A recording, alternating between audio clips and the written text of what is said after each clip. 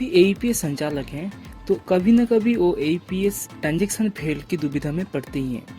तो आज हम बात करेंगे कि कैसे आप एईपीएस ट्रांजैक्शन फेल की प्रॉब्लम से बच सकते हैं और कैसे आप अच्छे से ट्रांजैक्शन भी कर सकते हैं।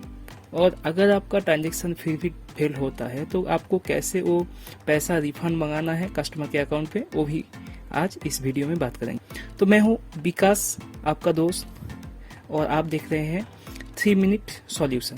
और इस तरह की इंफॉर्मेटिव वीडियो पाने के लिए आप चैनल को जरूर सब्सक्राइब करके रखिए, और अगर आपको ये वीडियो पसंद आते हैं तो जरूर इसको लाइक और शेयर भी कीजिए। तो पहले जान लेते हैं एईपीएस बैंकिंग क्या होता है।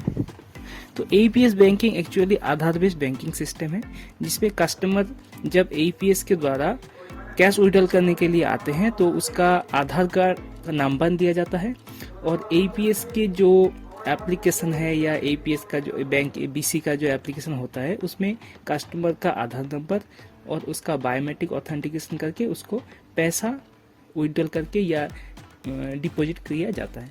तो पहले होता क्या है, इसमें जब कोई कस्टमर कैश विड्रॉल करने के लिए आता है तो पहले उसको उसका आधार नंबर देके, उसका मोबाइल नंबर देके एक रिक्वेस्ट भेजना पड़ता है। कहाँ पे?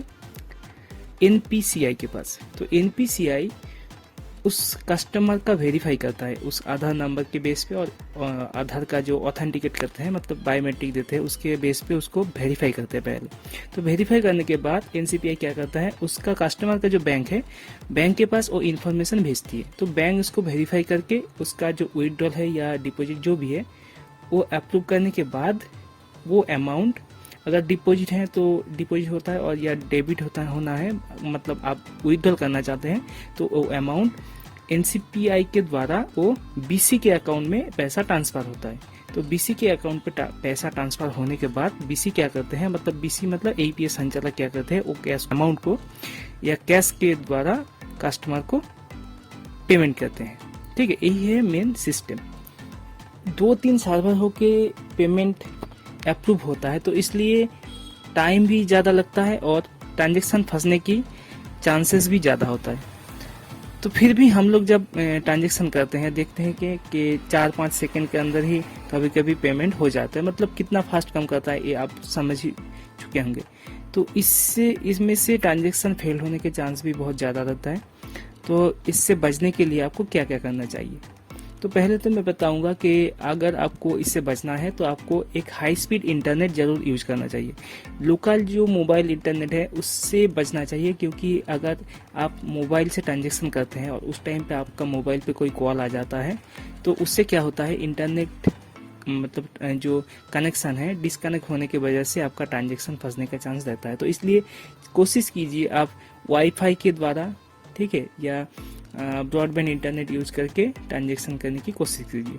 ठीक है, तो ये गया फर्स्ट पॉइंट। तो सेकंड वाला है कि अगर आप ट्रांजैक्शन की कोशिश करते हैं तो पहले बार अगर आपका कोई प्रॉब्लम आ रहा है, कोई एरर आ रहा है तो आप दूसरा बार मतलब ट्राई मल्टीपल टाइम पे आप ट्राई मत कीजिए, क्योंकि इससे क्या होता है, सर्वर का इश्यू रहने के कारण आपका ट्रांजैक्शन फंसने के चांसेस बहुत ज़्यादा रह जाता है। तो इसके लिए आप एक काम कर सकते हैं, आप कोई भी विड्रॉल करने से पहले आप पहले कस्टमर का बैलेंस या मिनी स्टेटमेंट चेक कर लीजिए।